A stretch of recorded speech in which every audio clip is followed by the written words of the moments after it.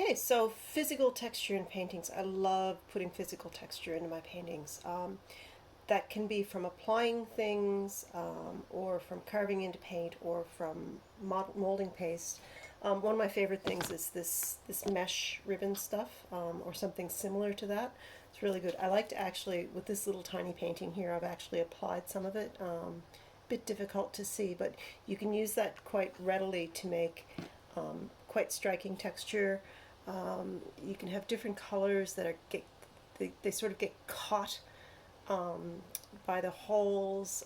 I can rub just a little bit of paint on top of this on my finger, and the top edges of it just catch it to highlight the texture. So that's one way to make some very physical texture.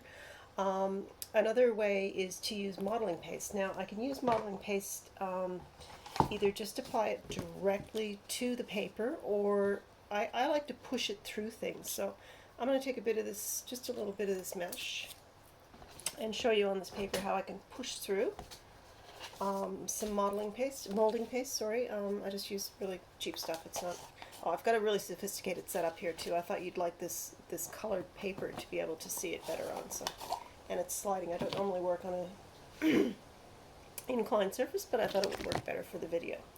So I'm going to scoop out. I've got a handy little spatula here, a bit of molding paste, the piece of mesh that I've just dropped on the floor. You can tell I'm a professional.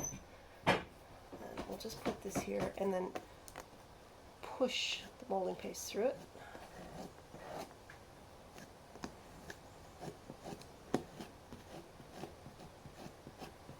Push it right through, and then when you peel this away, you've got some beautiful, beautiful texture left, which is reasonably high and will dry very, very hard. That dries quite hard. What you can also do, if you have smooth molding paste, obviously this is not perfectly smooth, but you can just smush it around like that, or you can carve into it.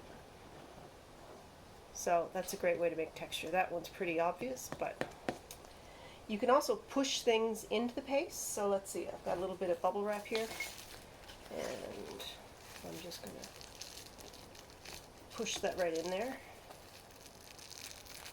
And that gives you a lot of texture as well. You can see that's really, really heavily textured.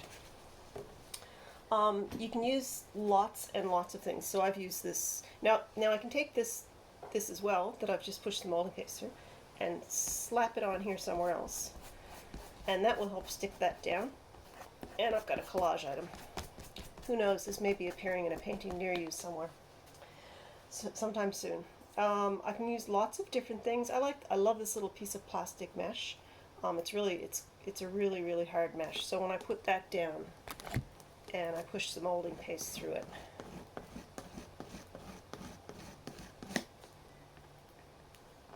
it makes weird little sort of, oh, there we go, little squares, which I really like that kind of a grid. I've got that in this little painting here. You can see some of those squares. I'll show a close-up a bit later in the comments. And also you can use a stencil. So I've got a bit of a stencil here, and I'll take a bit more of the molding paste. I'll put that on through the stencil. Now the thing that I don't like about stencils is, one, unless you cut your own, everyone's got the same stencils. So it's kind of not terribly original, but it's too perfect. It's just the texture is just too much for me. So I'll come in and just mess that up a little bit.